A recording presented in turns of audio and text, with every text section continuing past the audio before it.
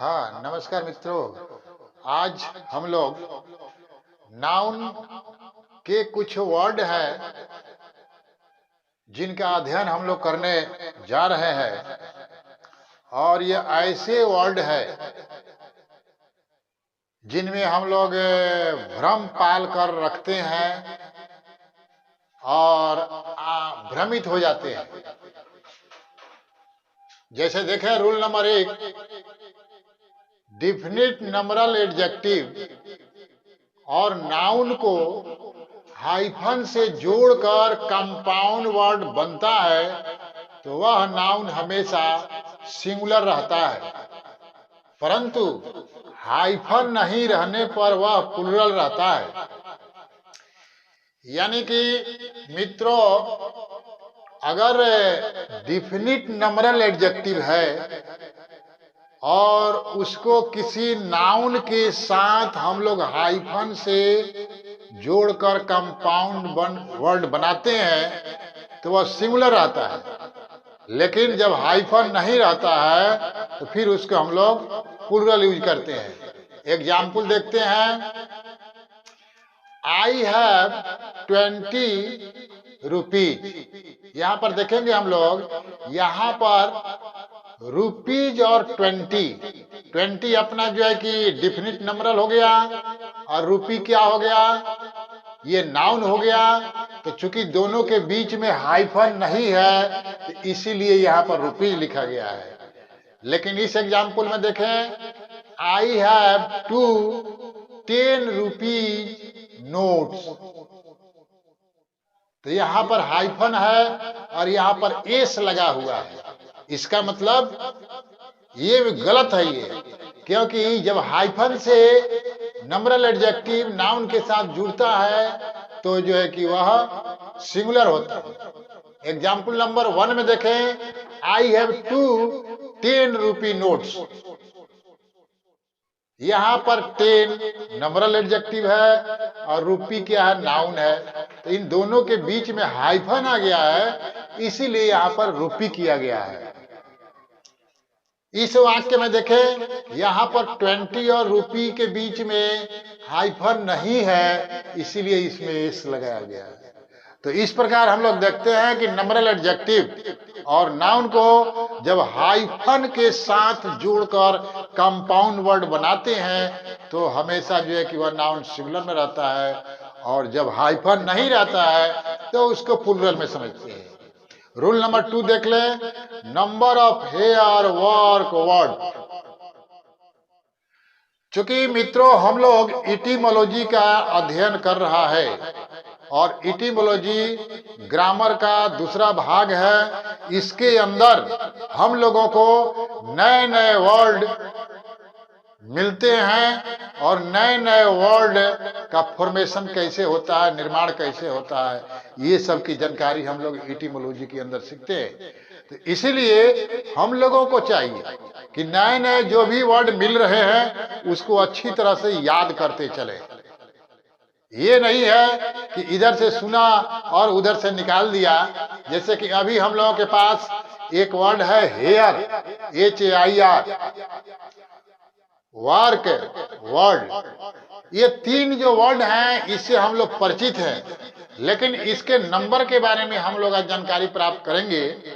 जैसे कि यहाँ पे लिखा गया है, हेयर का सामान्य अर्थ में प्लूरल नहीं होता है, परंतु काउंटेबल नाउन की तरह प्रयोग में इसका प्लूरल होता है। हेयर यानी कि हेयर जो हम लोगों का ये बाल है सिर का,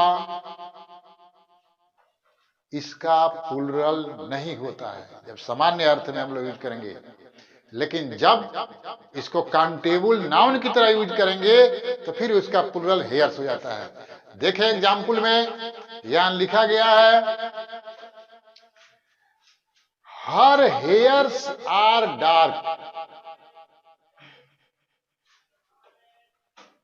हर हेयर इज डार्क। पहला एग्जाम्पल में देखें, हर हेयर इज डार्क, उसके बाल काले हैं। अब चूंकि हेयर का उपयोग हम लोग साधारण वर्ड में कर रहा है तो यहाँ पर ईज लगा हुआ है, क्योंकि हेयर चूंकि सामान्य अर्थ में है इसीलिए इसका प्लूरल नहीं होगा। लेकिन हम लोग दूसरे एग्जाम्पल में देखेंगे, there are only 2 grey hairs on her head, उसके सिर पर केवल 2 भूरे बाल है। अब यहाँ पर बाल को हम लोग गिन रहे हैं, इसीलिए यहाँ पे प्लूरल हो गया। जब गिनेंगे नहीं तो सिंगुलर में होगा। इसीलिए कभी भी हम लोग इस तरह का वाक्य नहीं लिखेंगे, हर हेयर्स आर डार्क। यहाँ पर हेयर्स जो प्लूरल लिखा गया गलत है, इसीलिए मैं यहाँ पर क्रॉस लगा दिया हूं। आप इसका अध्ययन करेंगे तो जितना भी एग्जाम्पल मैं दिया हूं, इसके अंदर एक गलत भी एग्जाम्पल दिया हूं जिसको काट दिया गया है, और एक सही भी एग्जाम्पल है। तो इस प्रकार हम लोग ट्रू फॉल्स के कंपैरिजन में इसका अध्ययन कर रहा है। अब उसी प्रकार एक वर्क है, वर्क जिसको हम लोग काम कार्य समझते हैं, तो वर्ग का सामान्य अर्थ में प्रयोग होने पर इसका प्लूरल नहीं होता है। वर्ग को भी जब सामान्य अर्थ में लेते हैं तो इसका प्लूरल नहीं होता है, परंतु जब वर्ग का अर्थ कृति, मानसिक या काल्पनिक उपज होता है तब इसका प्लूरल होता है। वर्क्स जैसे देखें, he is fond of hard work. अब देखिए यहाँ पर वर्क सिंगुलर में है, he is fond of hard works, ऐसा नहीं लिखा जाना चाहिए, क्योंकि यहाँ पर वर्क दोनों सेंटेंस में वर्क सामान्य अर्थ में उपयोग किया जा रहा है, इसलिए वर्क सिंगुलर यहाँ पर रहना चाहिए। यहाँ पे मैं क्रॉस मार दिया हूं, यानी कि ये गलत है। एक दूसरा एग्जाम्पल लें, the works of Tulsidas are immortal. Tulsidas की कृतियां अमर है। अब यहाँ पर वर्क्स काम नहीं है, यहाँ पर कृति आ गया, तो यहाँ पर ये प्लूरल हो गया, और इसीलिए प्लूरल वर्ब का उपयोग किया गया है। आगे देखते हैं, जब वर्ड का अर्थ संदेश या प्रतिज्ञा होता है तब इसका प्लूरल नहीं होता है। वर्ड जिसको हम लोग शब्द बोलते हैं, तो जब वर्ड का अर्थ संदेश या प्रतिज्ञा होता है तब इसका प्लूरल नहीं होता है, परंतु वर्ड का अर्थ जब अर्थ शब्द होता है तब इसका प्लूरल वर्ड्स होता है। तो वर्ड का 2 मीनिंग है, एक प्रतिज्ञा भी होता है और एक जो है कि शब्द भी होता है। तो जब शब्द के तौर पे यूज करेंगे तो उसका प्लूरल बनाएंगे, लेकिन जब वर्ड को हम लोग प्रतिज्ञा के तौर पे यूज करेंगे तो वहां पर जो है कि प्लूरल नहीं बनाएंगे। ही सेंट मी वर्ड, उसने संदेश भेजा। ही सेंट मी वर्ड्स, ऐसा नहीं लिखेंगे, ऐसा लिखना गलत है। Use these words in sentences, यहां पर देखिए, यहां पर वर्ड्स का मीनिंग शब्द है, तो यहां पर प्लूरल बना दिया गया है। इस प्रकार रूल नंबर 3 की तरफ हम लोग बढ़ते हैं, number of the names of birds animal. ध्यान दें आप लोग, जब शिकार के संबंध में किसी वस्तु पक्षी का नाम आए तो इसका प्रयोग सदा सिंगुलर में होता है, यानी किसी पशु या पक्षी का शिकार किया जाता है तो हमेशा सिंगुलर में यूज करना चाहिए। साथ ही इनके पहले AND नहीं आता है। वेरी इंपॉर्टेंट, इटिमोलॉजी के अंदर हम लोग वर्ड का अध्ययन कर रहा है, और जो भी नए नए वर्ड आ रहे हैं ये हम लोग को सीखते चलना है।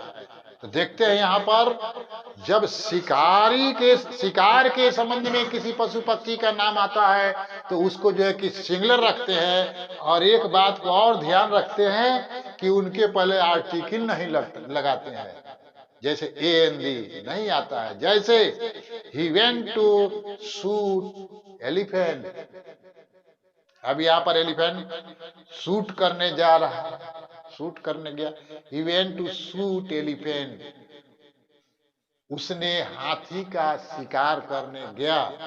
यहाँ पर देखे एलिफेंट सिंगुलर है, और सिंगुलर होने के बावजूद भी इसके पहले न A है न N है, A तो लगेगा ही नहीं, N भी नहीं है, न D है। तो ये सही सेंटेंस है। दूसरा सेंटेंस देखें, हम लोग कभी भी ऐसा ना लिखें he went to shoot elephants, elephants नहीं लिखने का। आगे बढ़ते हैं, rule number 4, numeral adjective and the noun. तो नंबरल एडजेक्टिव और नाउन के बारे में देख लेते हैं। कुछ नाउन्स ऐसे होते हैं जो डेफिनिट नंबरल निश्चित संख्या एडजेक्टिव के बाद आने पर सिंगुलर होते हैं तथा इंडेफिनिट नंबरल अनिश्चित संख्या का बोध कराने पर प्लूरल हो जाते हैं। ये जो है कि गिने गिनाए हैं, देख लीजिए, निम्नलिखित है, पेयर है, डजन है, स्टोन है, 100, 1000, मिलियन, बिलियन, स्कोर, ग्रोथ। तो ये जैसे देखे यहाँ पर 5 डजन पेन। अब यहाँ पर नंबरल एडजेक्टिव जो आया हुआ है पहले, ये निश्चित है, ये डेफिनिट है, 5 है, 6 रहे, 100 रहे, तो डजन ही रहेगा, डजन्स नहीं होता है। 5 डजन चाहे 100 डजन, डजन्स नहीं होगा। 5 डजन पेन, ये सही है। जैसे कि देखिए यहाँ पर एक सेंटेंस में इस लगा के बना के दिखा रहा हूं, 5 डजन पेन, ऐसा नहीं लिखना चाहिए, ये गलत है। अब देखिए इसको कैसे, अनिश्चित यानी कि इंडेफिनिट का जब भाव व्यक्त होता है तो प्लूरल हो जाते हैं। जैसे डजन्स, देखिए यहाँ पर डजन सही है, डजन्स ऑफ पेन्स, ये सही है। डजन्स यहाँ पर प्लूरल हो गया, लेकिन यहाँ पे डजन प्लूरल नहीं हो सकता है। क्यों नहीं हो सकता है? क्योंकि इसके पहले डिफिनिट नंबरल एडजेक्टिव है, और जब इंडेफिनिट नंबरल एडजेक्टिव रहेगा तो प्लूरल हो जाता है। डजन्स ऑफ पेन्स, दर्जनों पेन, पता नहीं कितने पेन है, दर्जनों, यानी कि इंडेफिनिट है तो वहां पर प्लूरल होता है। तो इसको डजन ऑफ पेन्स ऐसा न लिखें। Rule number 5, noun preposition noun, बहुत इंपॉर्टेंट ये रूल है, इसको देखें। इसमें लिखा गया है, यदि किसी नाउन को प्रीपोजिशन के बाद दोहराया जाए तो वह नाउन सिंगुलर नंबर में रहता है। जैसे city after city was destroyed, शहर के शहर बर्बाद किए गए हैं, शहर के शहर बर्बाद हो गए, बर्बाद किए गए। तो यहां पर देखेंगे बहुत सारे भाव कैसा झलक रहा है, बहुत सारे, शहर के शहर बर्बाद हो गए। इसका मतलब क्या है? कोई सोचेगा कि भाई यहाँ पर सिटी नहीं, सिटीज होना चाहिए, cities after cities were destroyed, ऐसा नहीं लिखने का, क्योंकि यहाँ पर नाउन प्रीपोजिशन के बाद रिपीट कर रहा है। तो जब कोई नाउन प्रीपोजिशन के बाद रिपीट करता है तो सिंगुलर में उसको यूज करते हैं। जैसे city after city was destroyed, सही है। ऐसा न लिखे कि cities after cities were destroyed, ये गलत है, क्योंकि बीच में प्रीपोजिशन है, आजू बाजू सेम नाउन है, तो ऐसे स्थिति में जो आजू बाजू नाउन रहेंगे वो सिंगुलर में रहेंगे। बस इतना ही याद रखिए। आगे बढ़ते हैं, rule number 6, numeral adjective plus fraction and the noun, very important. इसमें होता क्या है मित्रों कि यदि नंबरल एडजेक्टिव के बाद ए हाफ या ए क्वार्टर हो तो नाउन को नंबरल एडजेक्टिव के बाद में रखा जाता है, और उस नाउन के बाद ए हाफ या ए क्वार्टर रखा जाता है। एग्जाम्पल देखें, I have 1 rupee and A half, I have 1 rupee and A half, ये सही है। ऐसा न लिखे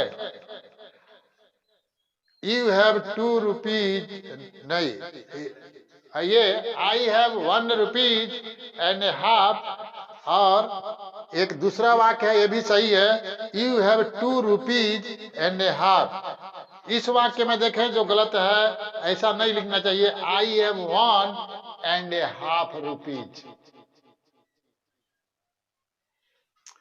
you have 2 and A half rupees, ये भी गलत है।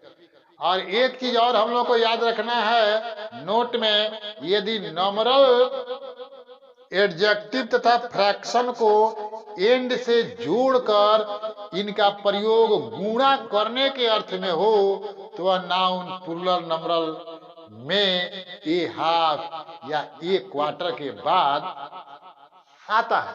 जब इसको गुणा के टर्म में हम लोग यूज करेंगे, जैसे कि टाइम्स, इतना टाइम, तो नंबरल एडजेक्टिव के बाद नहीं, जैसे 1.5 टाइम, 1.5 टाइम। अब यहां पर देखिए हाफ के बाद आ गया 2.5 टाइम, यहां भी जो हाफ के बाद आया 1 टाइम एंड हाफ, ऐसा नहीं लिखना चाहिए, ये गलत है। ओके मित्रों, तो नाउन से रिलेटेड ये आपका जो है कि वीडियो, कुछ रूल्स मैंने बताया, इसके बाद बाकी रूल्स नेक्स्ट वीडियो में हम लोग लेकर आ रहे हैं। नमस्कार।